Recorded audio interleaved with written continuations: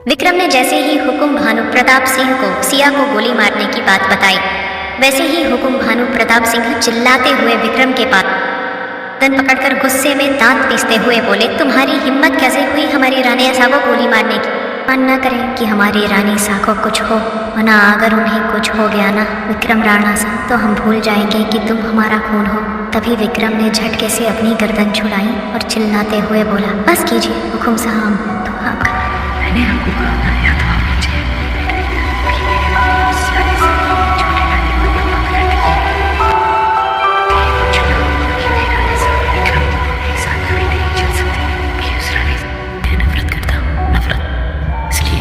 या तो मुझे साफ साफ कह दीजिए कि आपको अपने खून की नहीं उस रानी सा की परवाह है। इतना सुनते ही हुकुम भानु प्रताप सिंह ने चिल्लाते हुए कहा, देखो तुम हमारा खून हो, इसका मतलब ये नहीं कि हमने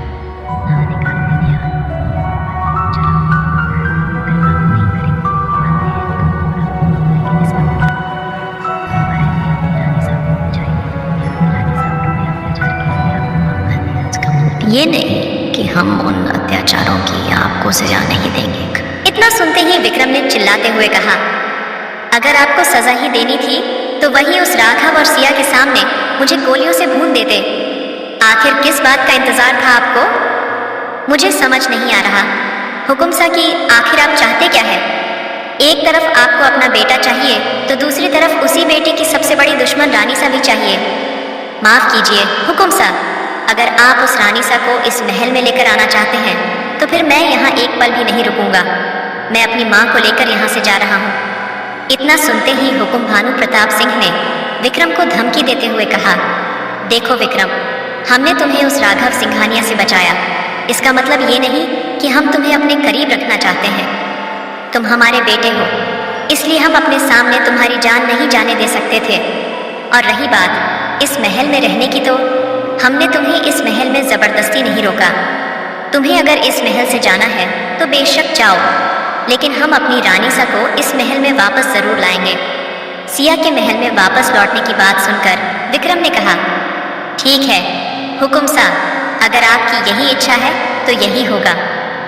मैं अपनी माँ को लेकर यहाँ से जा रहा हूँ और लौटकर कभी आपके महल की तरफ नहीं देखूंगा। जिस महल में हमारी सबसे बड़ी दुश्मन हो उस महल में मैं नहीं रह सकता, क्योंकि उसी औरत की वजह से आपने मेरी माँ पर बहुत अत्याचार किए हैं। विक्रम की बात सुनकर हुकुम भानु प्रताप सिंह ने चौंकते हुए कहा, हमने तेरी माँ पर अत्याचार किए हैं और तेरी माँ तो एकदम निर्दोष है। उसने तो जैसे आज तक कभी कुछ गलत ही नहीं किया। माना हम आपकी माँ को बिल्कुल भी पसंद नहीं करते थे, लेकिन हमने उन्हें कभी कोई तकलीफ नहीं होने दी। उन्हें हमेशा अपनी बड़ी रानी का दर्जा दिया। और रही बात हमारी दूसरी शादी की, तो हमने उनसे छिपकर शादी नहीं की, डंके की चोट पर की थी। तुम्हारी माँ से हमारे पिता ने जबरदस्ती शादी करवाई थी, लेकिन रानी सा हमारा प्यार थी। लेकिन अपने प्यार से शादी करने के बाद भी हमने तुम्हारी माँ के साथ कभी कुछ गलत नहीं किया। लेकिन तुम्हारी माँ ने बहुत कुछ गलत किया है, इसलिए अपनी माँ की तारीफ करना बंद करो और अपनी माँ के साथ इस महल से निकल जाओ। हुकुम भानु प्रताप सिंह की बात सुनकर विक्रम अपनी माँ को लेने के लिए अंदर उस कमरे में पहुंचा जहां हुकुम भानु प्रताप सिंह ने बड़ी रानी को कैद किया था। लेकिन जब उसने वहां जाकर देखा तो कल्कि वहां नहीं थी। कल्कि को वहां न पाकर विक्रम गुस्से से लाल पीला हो गया और बाहर आकर हुकुम भानु प्रताप सिंह पर भड़कते हुए बोला, ये क्या मजाक है हुकुम साहब, आपको मुझे रोकने का कोई और रास्ता नहीं मिला तो आपने मेरी माँ को ही गायब कर दिया। विक्रम की बात सुनकर हुकुम भानु प्रताप सिंह ने चिल्लाते हुए कहा, क्या बक रहा है तू विक्रम, हम तेरी माँ को क्यों गायब करेंगे? हमने उन्हें अपनी कैद में इसलिए रखा था ताकि उनके किए गए अत्याचारों का उनसे बदला ले सके और उन्हें भी वही दर्द दे जो उन्होंने हमारी रानी सा को दिया था। लेकिन वो हमारी कैद से कब और कैसे आज़ाद हुई ये हमें नहीं पता।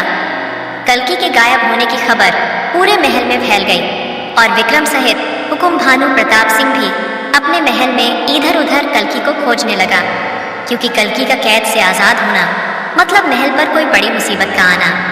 इसी डर की वजह से हुकुम भानु प्रताप सिंह भी बौखला गए थे कि कहीं कल्कि कैद से आज़ाद होकर किसी नई मुसीबत को बुलावा न भेज दे। उधर महल में भानु प्रताप सिंह अपने आदमियों के साथ मिलकर कल्कि को ढूंढने में लगा हुआ था। वहीं इधर वीर सिंह हुकुम भानु प्रताप सिंह के महल पर हमला करने की तैयारी कर रहा था। लेकिन उसके महल पर हमला करने से पहले वीर सिंह सिया को सिटी हॉस्पिटल से निकालकर एक ऐसे हॉस्पिटल में शिफ्ट करवाना चाहता था जहां राघव की परछाई तक उसकी बहन को छू ना पाए। लेकिन वो ये नहीं जानता था कि उसका सामना राघव सिंघानिया से है, जो अपनी सिया के लिए अपनी जान दे भी सकता है और किसी की जान ले भी सकता है।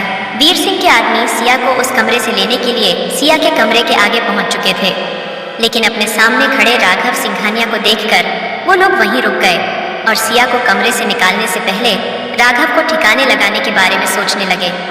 इससे पहले कि वो आदमी कुछ सोच पाते, राघव ने उन लोगों के आगे चुटकी बजाते हुए कहा, क्या हुआ? मेरी सिया को लेने आए थे?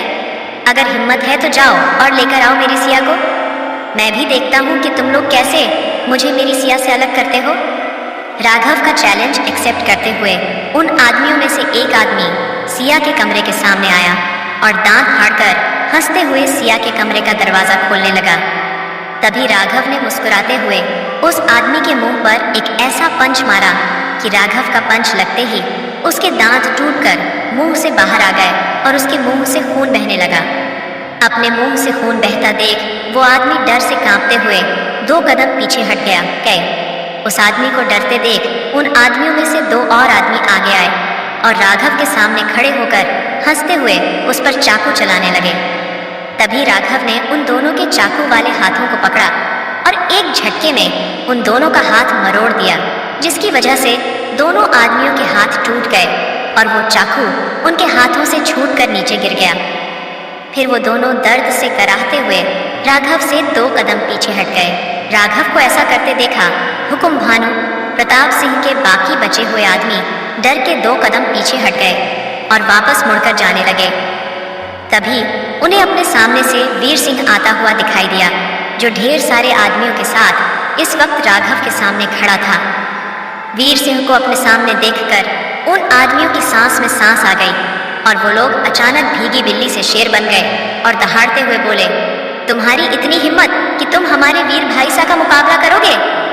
उन आदमियों की बात सुनते ही राघव जोर जोर से हंसने लगा और हंसते हुए बोला, मैं यहाँ तुम लोगों का मुकाबला करने नहीं आया हूँ।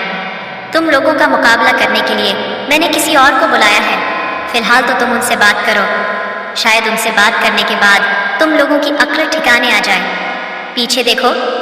राघव के कहने पर वीर सिंह समेत उन सभी आदमियों ने पीछे मुड़कर देखा तो उनके पैरों तले से जमीन खिसक गई और वीर सिंह ने डर से कांपते हुए बोला, आप यहाँ क्या कर रहे हैं? आखिर कौन खड़ा था वीर सिंह के पीछे? जिसे देखकर वीर सिंह डर गया था और राघव हंस रहा था। क्या राघव सिया को अस्पताल से निकालकर अपने साथ ले जाने में कामयाब हो पाएगा? आखिर कल की महल से आजाद होकर कहाँ जाने वाली थी और क्या करने वाली थी? इन सभी सवालों के जवाब जानने के लिए सुनते रहिए secret of devil only on pocket FM पर।